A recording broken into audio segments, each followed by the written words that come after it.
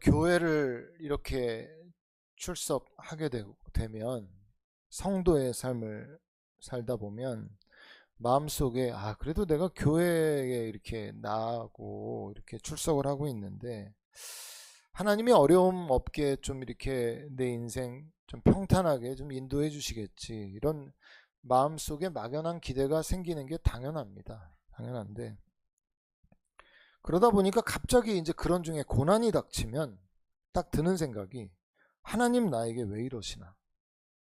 내가 뭘 잘못했길래 나에게 이런 일을 주시나? 라는 생각이 확 올라옵니다.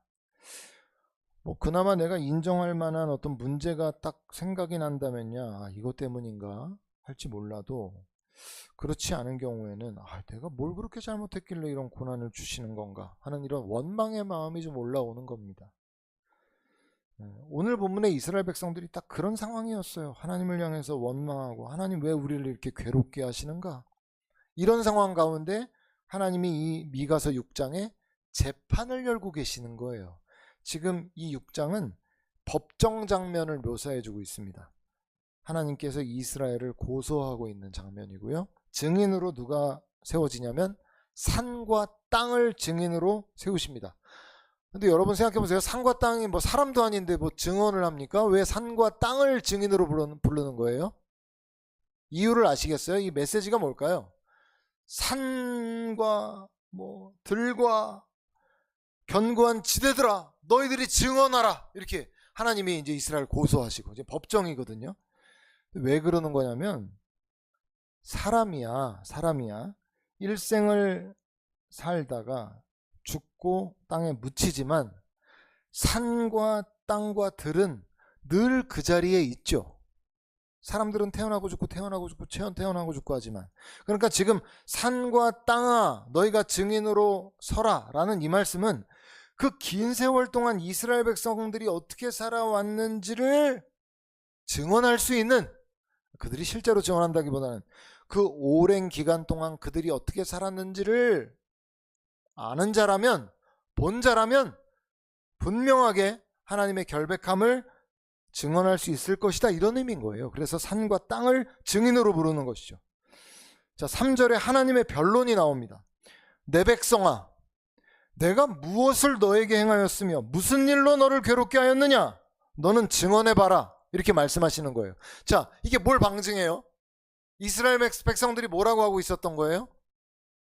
하나님, 왜 나를 공연히 못 살게 구십니까? 왜 나를 힘들게 하십니까? 왜 나를 어렵게 하십니까? 오늘날로 말하면 내가 교회도 나가는데, 내가 하나님의 백성인데 왜 나에게 고난 주십니까? 어렵게 하십니까? 이런 말이에요. 그러니까 하나님께서 뭐라고 하세요? 너 한번 답변해봐라. 내가 어떻게 너를 괴롭게 하였느냐? 내가 너에게 무슨 일을 행하였길래 너는 그렇게 말하는 것이냐? 한번 증언해봐라, 이렇게 말씀하시는 거예요. 생각해 보세요. 우리의 불평과 원망의 기저에는, 우리 마음 깊은 곳에는 어떤 전제가 깔려 있냐면, 하나님은 전지전능하신 하나님이시다 라는 우리 전제가 깔려 있어요. 그러니까 이런 거예요. 나를 사랑한다고 하시는 하나님이 전지전능하시다면 내 삶에 어려움이나 문제를 주지 말아야 하는데, 문제를 주신 걸 보니까 하나님이 나를 고통스럽게 하신다는 거예요. 하나님이 뭔가 억울해 하시죠. 답답해 하시는 거예요. 내가 너희에게 한 일은, 이라고 하시면서 4절부터 말씀하시죠. 제일 먼저 나오는 게 뭐예요? 나는 내가 한 일, 너 그것을 물어보느냐? 나는 너를 애굽 땅에서 인도해내어 종노릇하는 집에서 속량하였고 너희를 이끌어낼 지도자들을 보냈다. 이게 내가 한 일이다. 아니, 이 한마디, 이게 이렇게 중요한 말이에요. 왜냐면, 자, 하나님은 바로라는 그 강력한 존재로부터 당시에 종노릇하면서 고통 가운데 있었던 이스라엘 백성들을 구원해내신 분이에요. 건져주신 분이란 말이에요. 이스라엘 백성들은 우리를 왜 고통스럽게 하세요? 라고 하지만 하나님이 한 행위는 뭐였냐면 그들을 구원해내시는 행위였다라고 말씀하시는 거예요. 이어서 뭐라고 그래요? 모압 왕 발락이 꾀한 것과 부울의 아들 발람이 그에게 대답한 것을 기억해야 되고 시딤에서 길갈까지의 일을 기억해야 된다. 이게 무슨 얘기일까요? 발람이 어떤 사람이냐면 선지자고, 발락은 왕이에요. 발락이라는 사람이 이스라엘 백성들이 저 멀리에서 온다 그러는데 자기를 힘들게 할까봐, 자기네들한테 해가 될까봐 발락 왕이 발람 선지자에게 가서 이스라엘 백성들을 저주해라 이렇게 부탁을 하죠. 뇌물을 주면서. 근데 하나님이 그때 발람 선지자에게 경고하십니다. 너 이스라엘 백성들 괴롭히지 마. 이스라엘 백성들을 향해서 나쁜 저주 같은 거 하지 마 라고 선지자에게 엄히 말씀하시죠. 그러니까 하나님은 괴롭히려고 하시는 게 아니고 오히려 발락 왕이 이스라엘 백성들을 어렵게 하려고 하는 거를 못하게 막으신 분이 하나님이라는 거예요. 너희를 힘들게 하고 어렵게 하려는 걸 내가 막았다는 걸 너희가 기억 못하느냐? 그리고 시딤에서 길갈까지의 일이라는 것은 뭐냐면, 시딤이 어디냐면요, 광야 생활의 종착지예요. 요단강을 앞에 두고. 그리고 요단강을 건너자마자 딱 첫 발을 내딘 곳이 길갈이라고요. 그러니까 시딤에서부터 길갈까지의 일이라는 게 뭘 얘기해요? 광야부터 요단강을 건넌 그 여정을 기억해 보라는 거예요. 그렇다면 내가 너희에게 어떻게 했는지, 너희를 돌봐주고 보호해주고 이끌어주고 너희에게 기적을 베풀어서 그 일들을 행한 것이 나임을 알 것이다 라는 게 하나님의 변론이에요. 그러니까 하나님께서 뭐라고 하세요? 너희를 향한 나의 행동은 구원이었는데 너희는 내게 대하여 하나님은 우리를 괴롭히는 사람 대상이야, 하나님은 우리를 괴롭히는 신이야 라고 불평하였고, 나의 행동은 지도자들을 보내서 너희를 인도하려고 나는 그렇게 했지만 너희는 나에 대해서 하나님 뭐 믿어봐야 망할 길로, 날 힘든 길로 인도하네 라면서 불평하였다. 발락으로부터의 행동은 너희를 저주하려고 한 것으로부터 나는 보호를 했는데 너희는 거꾸로 내가 너희를 위험에 빠뜨리는 자라고 너희가 불평하였다라는 거예요. 오늘날 우리도 하나님께서 우리에게 행하신 선하신 일들에 대해서는 기억하려고 하지 않아요. 어떤 좋은 일이 일어나고 굉장히 기쁜 일이 일어난 것에 대해서는 당연하게 여기거나 뭐 우연으로 생각하거나 그냥 뭐 즐거워는 하지만 하나님이 이 일들을 다 나에게 주신 거구나 라고 그 좋은 일에 대해서는 하나님께 감사하는 게 인색하죠. 그런데 그러다가 조금만 뭔가 문제가 생기거나 내가 어려움이 생기면 바로 하늘을 향해 삿대질을 하면서 하나님 나에게 왜 이러십니까? 라고 하는 게 우리라는 거예요. 여러분, 우리에게 닥치는 고난에는 여러 가지 이유가 있습니다. 성경에 보면. 근데 오늘 본문의 이스라엘 백성들이 이 고통스러운 현실에 빠지게 된 이유는 뭐였냐면 그들 스스로 하나님의 계명을 떠나서 죄악의 자리에서 살아가고 있었기 때문이거든요. 이 미가서 앞부분 여러분 묵상하셨으면 아시겠지만 이 당시에 부정부패가 만연하고 백성들을 억압하고 착취하고 거짓과 불의가 판치는 그런 상황이었어요. 하나님의 백성이라고 하는 이스라엘도 그렇게 살았어요. 자기들이 악을 행하면서 살아간 걸로 인한 열매가 그들의 삶의 괴로움이었는데 핑계를 다 하나님 앞에 돌리면서 하나님이 나를 괴롭히잖아요. 하나님이 나를 어렵게 만들고 있잖아요. 하나님이 나에게 이런 일을 행했잖아요. 라고 하면서 모든 핑계를 하나님께 돌리고 있는 거예요.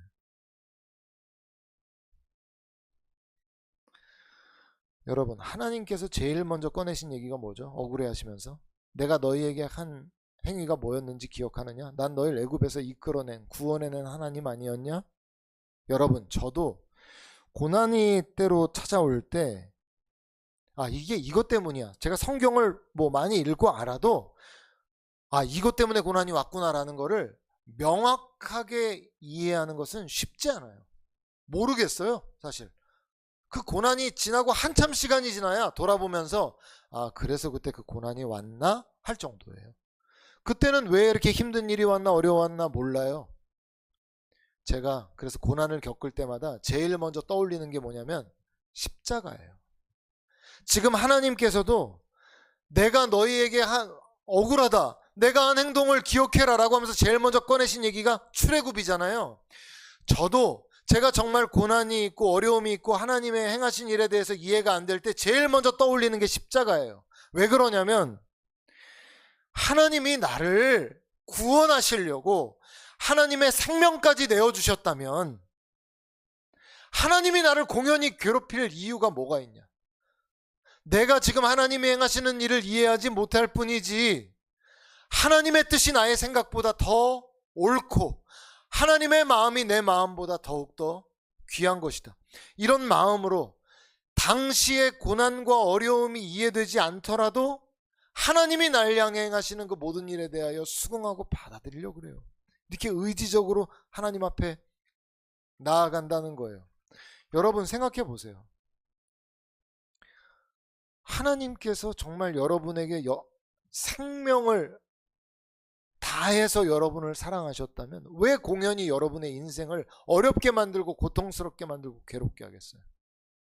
우린 쉽게 문제가 생기면 하나님 왜 이러세요? 라고 하지만 십자가에서 이미 끝난 거예요. 확실히 증명이 된 거예요. 나는 너희를 사랑하되 내 생명을 줄 만큼 내가 너희를 사랑한다는 그 확증이 십자가에서 이미 끝난 거예요. 우리가 삶의 어려움을 만나거나 문제를 만나거나 하나님의 뜻이 이해가 되지 않아도 우린 십자가로 돌아가서 하나님께서 우리에게 행하신 우리를 향한 하나님의 뜻은 구원이다라는 걸 잊어서는 안 되는 거죠. 하나님께서 우리를 보호하려고 하셨다는, 공급하려고 하시는 그 모든 하나님의 의도와 뜻에 대하여 우리가 놓치면 안 되는 거예요. 그래서 여러분, 제가 아까 말씀드렸지만 아니 우리에게 주신 그 많은 기쁜 일들에 대해서는 쉽게 잊어요. 나에게 어떤 문제가 해결된 거, 어떤 뭐 예기치 않은 어떤 물질이 생긴 거, 몸의 건강이 찾아온 거, 다시 뭔가 상황이 좋아진 거, 이런 거에 대해서 하나님께 뭔가 감사하는 거는 있죠. 안 좋아지면 불평은 쉽지만. 여러분, 그래서 제가 늘 말씀드리는 게 뭡니까? 기도 응답 노트나 감사 노트를 쓰는 게 유익하다고 늘 말씀드리잖아요. 왜 그렇게 이 말씀을 드리는 거예요? 하나님이 나에게 어떠한 일을 행하고 계시는지에 대해서 우리가 눈으로 볼 수 있는 기록이기 때문에 그런 거예요. 뭐 특별히 목장에 참여를 못 하시는 분들의 입장에서는 아니 뭐 매주 모여서 뭐 이렇게 할 말들이 많나, 아마 이런 생각이 들 수도 있어요. 근데 여러분, 제가 목장 모임을 하면서 참 감사한 것 중에 하나가 이제 습관이 하나 생겼는데, 목장 모임 가기 전에 가만 지난 한 주 가운데 어떤 일들이 있었지 이걸 돌아보게 되는 거예요. 왜냐하면 가서 이제 나누게 되니까. 가기 전에 잠깐만 지난 한 주 감사했던 일이 뭐였지, 하나님이 나를 어떻게 인도해 주셨지, 이런 것들을 생각하게 된다는 거예요.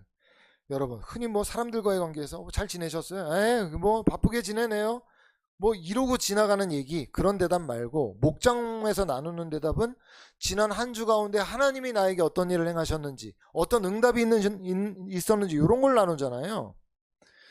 그러니까 지난 한 주를 하나님 안에서 돌아보는 시간을 계속 갖다 보면 이거를 굳이 떠올리거나 생각해 보지 않았을 때는 몰라도 그걸 계속해서 매주마다 그거를 리마인드 하다 보니까 야, 참 하나님께서 기가 막히게 응답해 주시고 인도해 주셨고 역사해 주셨네 라는 게 눈에 보여요.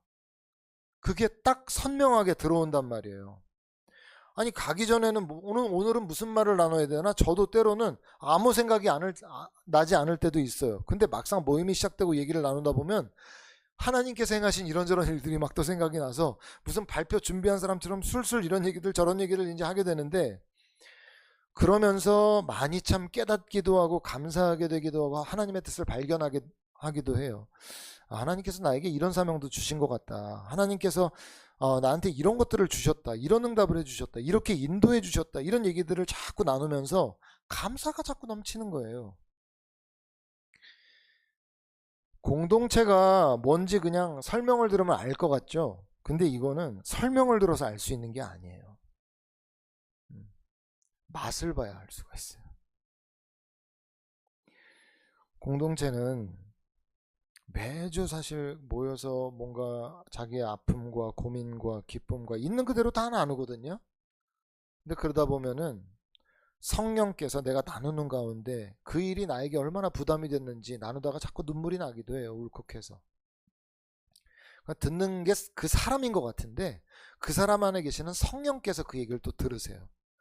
그 사람들의 눈을 보면 사람이 듣는 것 같잖아요. 하나님이 들으신다는 그런 마음이 느껴져요. 하나님의 위로가 우리끼리 모여 있는 것 같은데 그 사람들의 눈빛과 얼굴과 이런 것들을 통해서 하나님의 위로가 전해져요.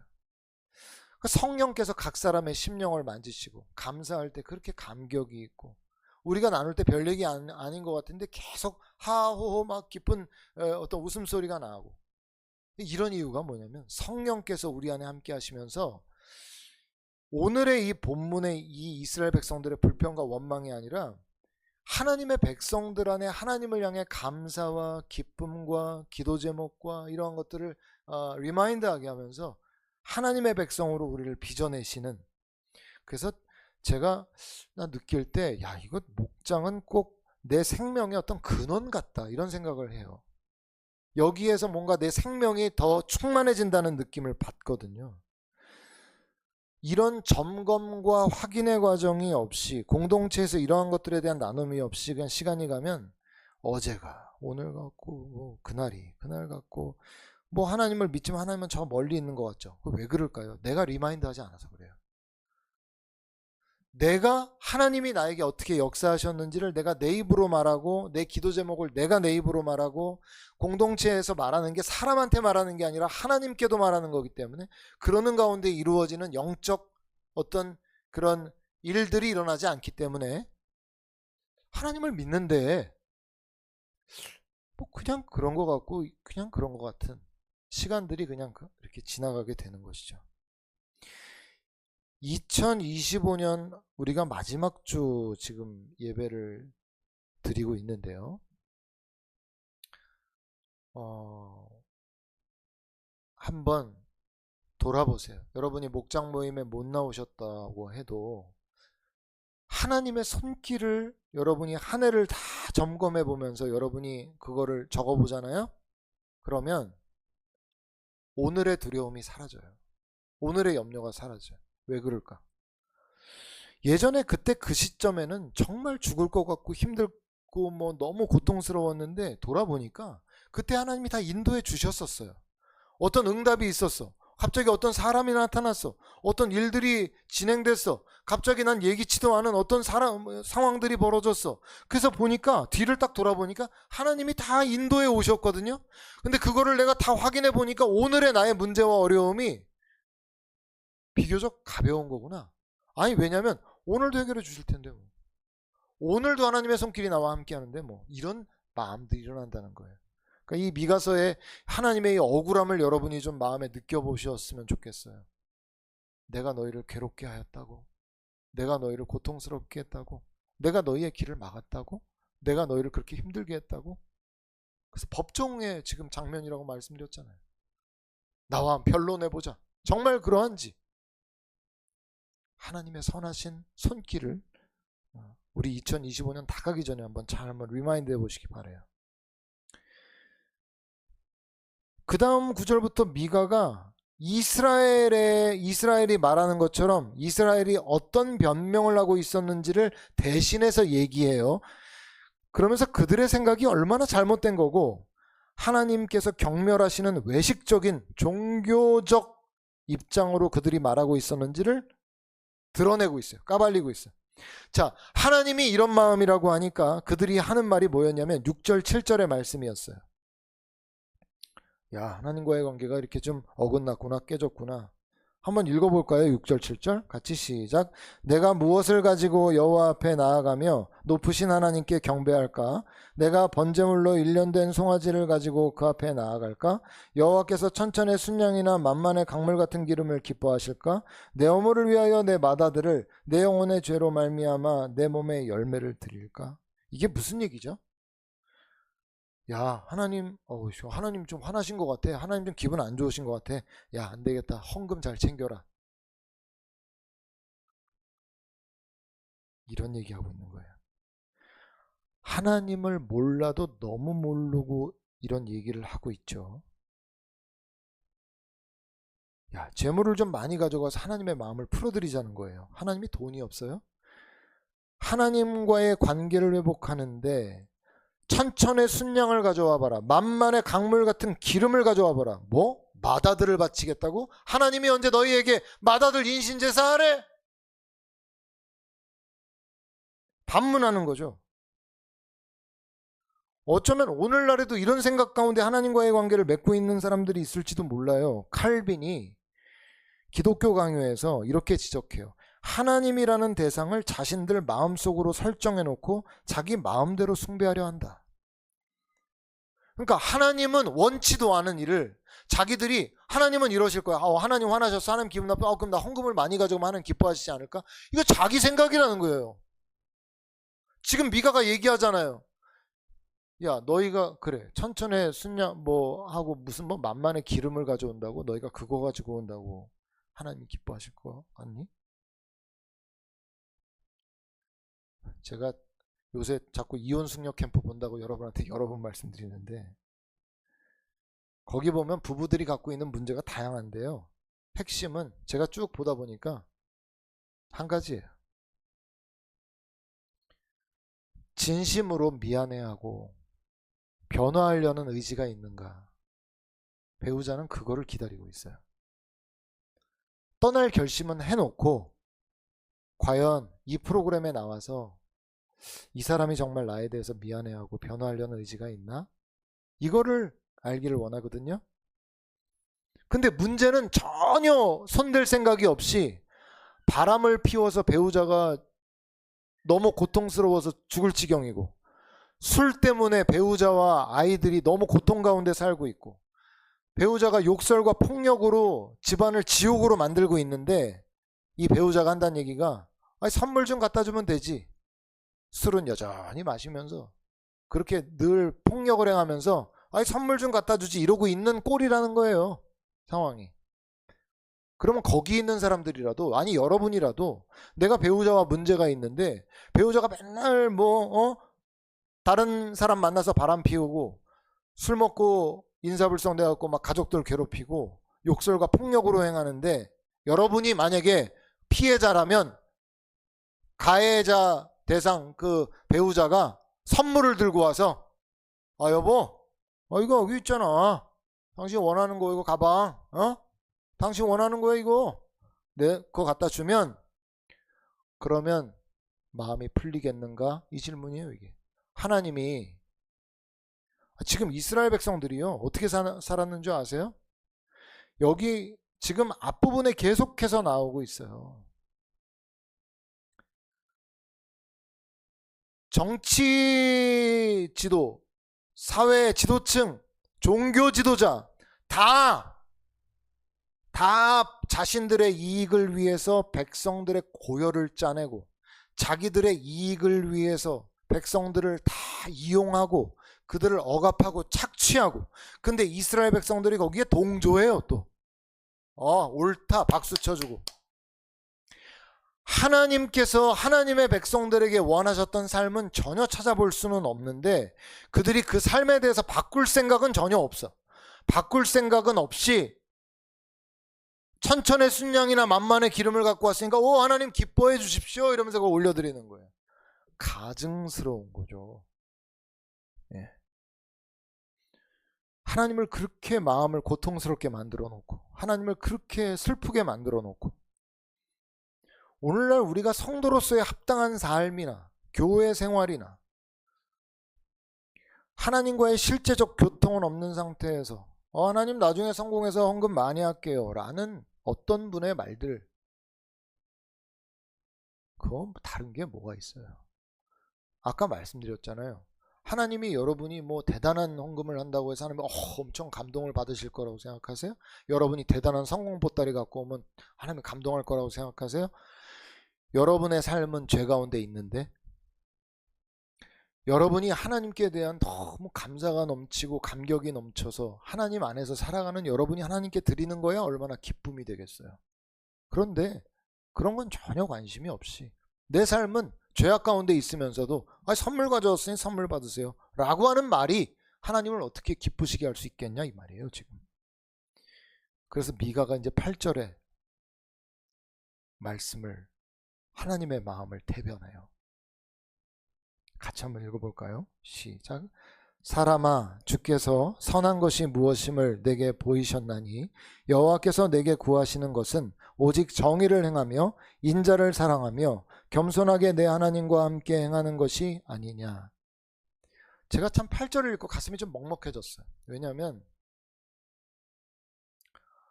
너희가 모르는 거 아니잖아. 하나님이 너희에게 뭐 원하시는 거 너희가 진짜 몰라서 그러는 거니? 다 알잖아. 하나님이 원하시는 게 뭔지. 좀 가슴이 먹먹해 오더라고요. 하나님은 너희가 정의를 행하기를 원하신다. 이렇게 말해요. 우리가 오직 의를 행하기를 원하신다는 말씀을 여러분이 어떻게 받아들이고 여기실지 모르지만 잘 생각해 보십시오. 하나님께서 이스라엘 백성과 언약을 맺으시고 기대한 것이 무엇이었을까? 이 땅에 어떤 한 백성을 하나님이 직접 찾아가셔서 언약을 맺은 백성이 어디 있어요? 그 백성이 이스라엘이죠. 여러분, 이스라엘은 하나님의 백성이라는 수식어를 갖고 있었던 백성이에요. 이 땅에 어떤 민족이 하나님의 백성이라는 수식어를 받은 백성이 누가 있어요? 오직 이스라엘 백성뿐이에요. 하나님의라는 하나님의 이름을 거신 백성들, 그들에게 하나님이 원하신 게 뭐겠어요?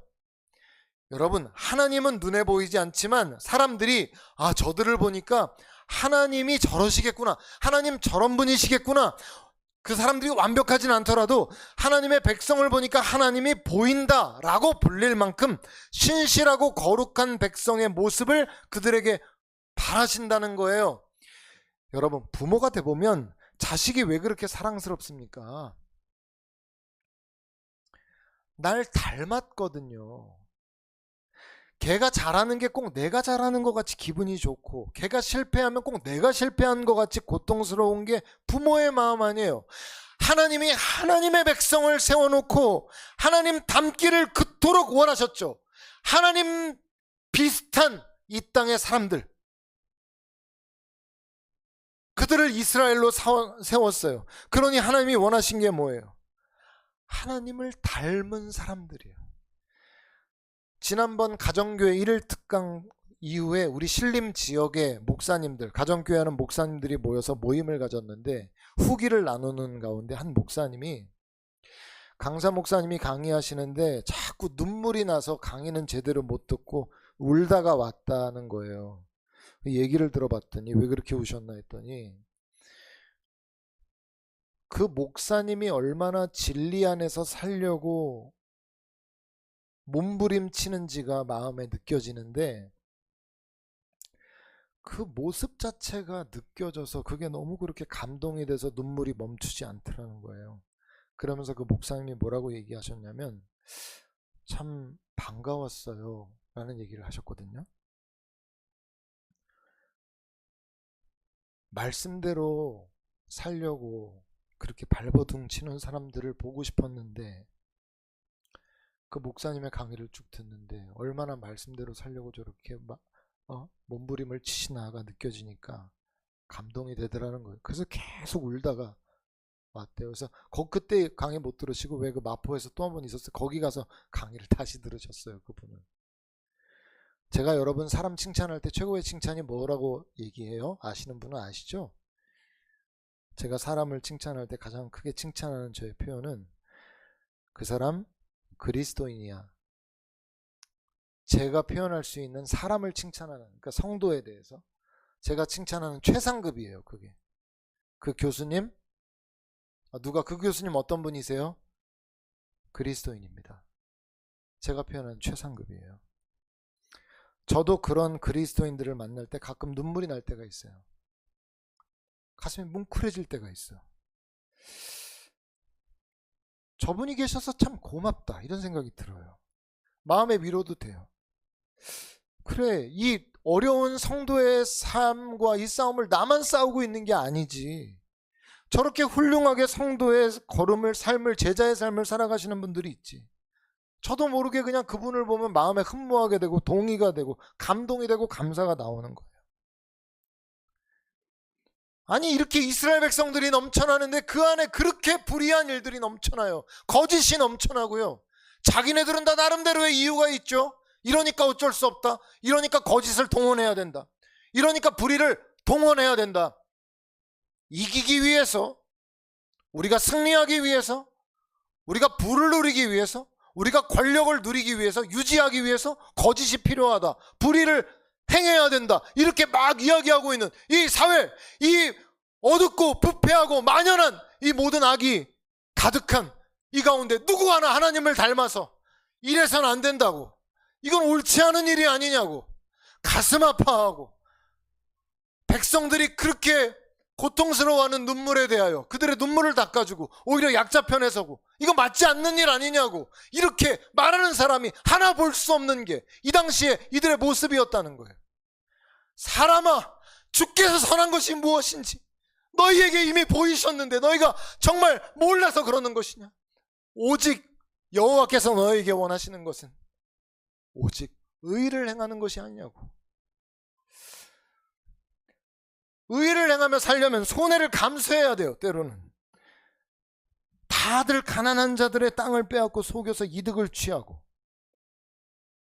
다 이렇게 사는 거야 하면서 살아가요. 불의도 옳다고 말하고요, 거짓도 합당하다고 얘기한다고요. 근데 거기에서 아니에요, 이건 아니에요, 잘못된 거잖아요 라고 말하면 왕따 당해야 되잖아요. 고립돼야 되잖아요. 자기도 흐름에 따라가지 않으면 도태될 수도 있잖아요. 사람아, 주께서 선한 것이 너희에게 보이지 않으셨느냐? 오직 의를 행하는 건 일을 너희에게 원하시지 않느냐? 라고 미가가 외치고 있는 거예요.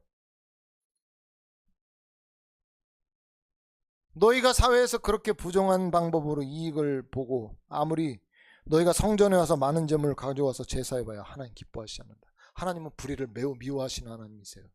하나님 거짓을 미워하세요.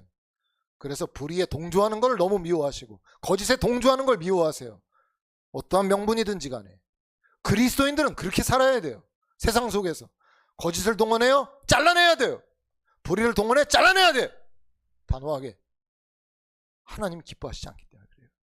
하나님 기뻐하시지 않기 때문에 그래요. 그리고 하나님 기뻐하시는 일은 하나님의 백성이 인자를 사랑하는 것이라고 그래요. 여기서 인자는 긍휼, 사랑, 자비예요. 이게 하나님의 속성 중에 하나예요. 하나님의 긍휼, 하나님의 사랑, 하나님의 자비를 그의 백성이 담기를 원하는 거예요. 예수님께서 선한 사마리아인의 비유를 말씀하셨던 걸 기억하실 거예요. 한 사람이 그 강도를 만났어요. 거반 죽게 됐는데 제사장과 레위인이 지나가요. 근데 보고도 외면해요. 아마도 제사를 드리러 가야 한다고 내가 저 사람한테 손대면 피 흘리고 있는데 부정해진다는 이유를 댔을지 몰라요. 근데 한 사마리아인이 그를 불쌍히 여겨서 돌봐주고 와서 돈까지 주면서 이 사람 잘 돌봐주라고 했다는 거예요. 여러분, 그게 비유지만 예수님이 그 본문을 통해서 뭘 말씀하시는 거예요? 그 본문이 어디서 나오는지 아세요? 그 위에 하나님 사랑, 이웃 사랑에 대한 계명을 말씀하시고 두 본문이 나오는데 그 중에 이웃 사랑에 대한 본문이 바로 이 선한 사마리아의 비유예요. 이웃에게 어떻게 하기를 원하시는 거예요? 하나님이 이렇게 말씀하시는 거예요. 제사장과 레위인이 예배 인도해야 된다고 갔다. 자기를 더럽히면 안 된다고. 눈앞에 강도 만나 죽게 된 사람이 있는데도 말이야. 너희는 그 제사장과 레위인을 거룩하다고 말할지 모르지만 나는 아니라는 거예요. 하나님은 아니라는 거예요. 목사가 예배 인도하러 가는데 누가 교통사고 나서 쓰러져 있어요. 아, 예배 인도 늦으면 안 되니까 교회 와요? 정신이 나간 거 아니에요? 제가 목사로서 제가 그냥 뭐 목사란 직업만 갖고 있는 사람입니까? 저 하나님의 백성이요, 하나님의 자녀요, 그리스도인이에요. 사람이 교통사고 나서 쓰러져서 피를 흘리고 있으면 당장 119에 전화해가지고 그 사람 같이 가줄 사람 없으면 내가 구급차 타고 같이 가줘야 되는 거 아니겠어요? 여러분이 목사님 11시에 예배인데 목사님이 그 구급차 타고 가면 어떡합니까? 사람이 죽는데. 저는 여러분한테 오히려 목사님 진짜 그렇게 하실 거예요? 그렇게 할 거예요. 여러분이 11시에 기다리고 있어도 죄송하지만 어쩔 수가 없어요. 조금만 기다려 주십시오. 사람이 죽어가서 어쩔 수가 없습니다. 이게 선한 사마리아인이에요. 목사님 11시에 예배인데 설교를 누가 하라는 거예요?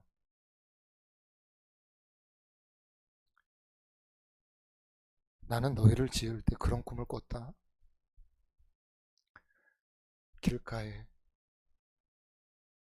누가 피를 흘리고 쓰러져 있으면 너희가 날 닮아서 그를 끌어안고 그의 피를 닦아주고, 나를 닮아서 그를 병원에 데리고 그를 치료받게 하고 그를 살게 하는,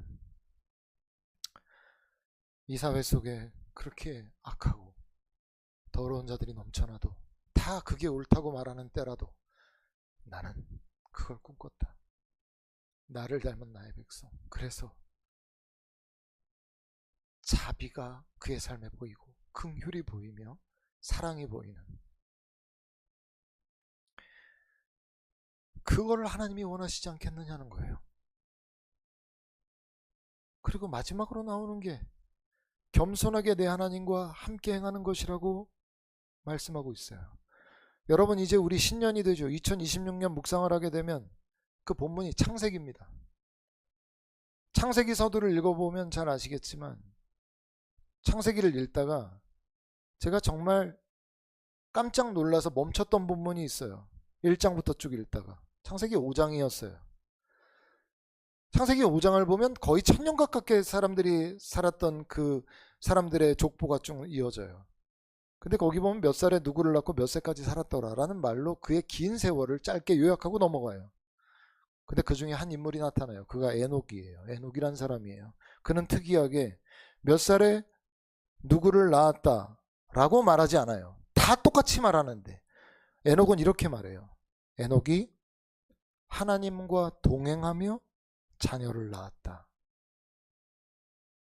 무슨 차이예요?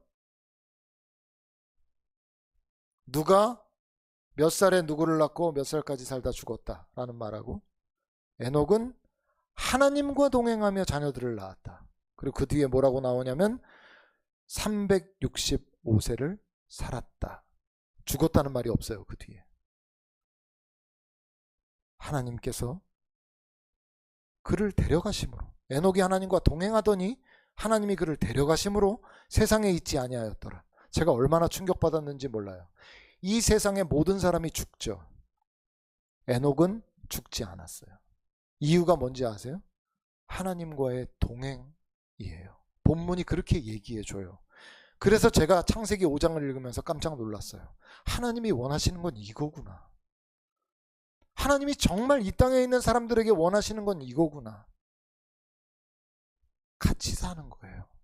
하나님이 원하는 건 같이 있는 거예요. 동행하는 거예요. 하나님이 이걸 그렇게 원하시는구나. 그 뒤에 노아를 보면 노아도 마찬가지예요. 모두가 홍수로 멸망당할 상황에 노아가 하나님과 동행했다라고 표현하잖아요. 그래서 노아와 그의 가족만 홍수로 멸망당하지 않고 그들이 구원을 받아요. 여러분, 이 땅에 그렇게 유혹이 많고 자기 자신이 하나님 되어 살아가고 싶은 이 세상 가운데 하나님께 눈이 고정이 돼서 하나님과 동행하기로 선택한 사람들, 하나님은 그토록 그들과 함께 하시기를 원하신다는 걸 우리가 이런 본문들을 통해 보게 되는 거예요. 그래서 에녹은 죽지 않았죠. 노아 구원받았잖아요. 여러분, 신약으로 넘어와 보세요. 예수님의 십자가 전후로 가장 크게 달라진 게 뭘까요? 인간에게 있어서 예수님의 십자가를 딱 기점으로 해서 그 전후가 가장 크게 나뉘는 게 뭐예요? 하나님이 어디 계시는가예요. 십자가 이전엔 하나님은 하늘 위에 계셨어요. 예수님이 이 땅에 오심으로 하나님은 사람들 곁에 계셨어요. 죽으시고 부활하신 이후에는 이제 그들 안에 들어오셨어요. 우리가 십자가를 통해 깊이 깨닫는 사실 한 가지는 뭐예요? 하나님은 그토록 우리 안에 오셔서 우리와 함께 살기를 그토록 꿈꿨다는 거예요. 생명을 다해 사랑하는 존재이기 때문에 그래요. 하나님은 여러분에게 종교적인 대우를 받을 때 큰 모멸감과 고통을 겪으세요. 제가 종교적 행위에 대해서 그렇게 그걸 미워하는 이유가 바로 그거예요. 하나님을 살아있는 대상으로 여기지 않고 죽어있는 대상으로 이방 사람들이 이방신을 우상을 섬기듯이 하나님이 이러든 저러든 하나님이 기쁘든 슬프든 상관없이 내가 원하는 것만 얻으면 그만이니 내가 그냥 그 앞에 가서 하나님 내가 이거 내가 저 헌금 갖고 왔으니 내가 원하는 삶 주시오. 제가 이걸 그렇게 가슴 아파하는 이유가 그거예요. 오늘도 하나님이 이 자리에 있는 우리에게 원하시는 게 뭐예요? 함께 사는 일이에요. 동행하는 일이에요. 그래서 이제는 그 하나님과 함께 걸음걸음을 걸어가면서 동행하면서 교통하면서 그분의 눈을 바라보고 그분의 온기를 느끼면서 살아가는 그 삶을 하나님이 그토록 원하신다는 거예요. 여러분 우리가 2025년 마무리하면서 여러분 어떤 게 아쉬웠는지 모르겠어요. 저는 설교문을 준비하면서 그런 생각을 했어요. 내가 얼마나 하나님과 동행했나, 얼마나 성령님과 내가 더 친밀해졌나, 가까워졌나. 2026년을 맞이하면서 성령님과 더 가깝고 성령님과 더 많은 시간 동행하는 나의 삶이 되면 얼마나 좋을까, 이런 것들을 꿈꿨어요. 여러분 미가서 6장이 우리 2025년의 이 마지막 주일 본문이라는 게 참 의미가 있어 보여요. 종교인으로 더 이상 살아가지 마십시오. 하나님이 정말 우리에게 원하시는 게 뭔가? 하나님이 정말 원하시는 것은 오직 의를 행하고 인자를 사랑하며 겸손히 주와 동행하는 그 일을 원하신다는 거 기억하시면서 우리 새해를 하나님과 동행하는 해로 채울 수 있는 우리 모두가 될 수 있기를 주님의 이름으로 축원드립니다.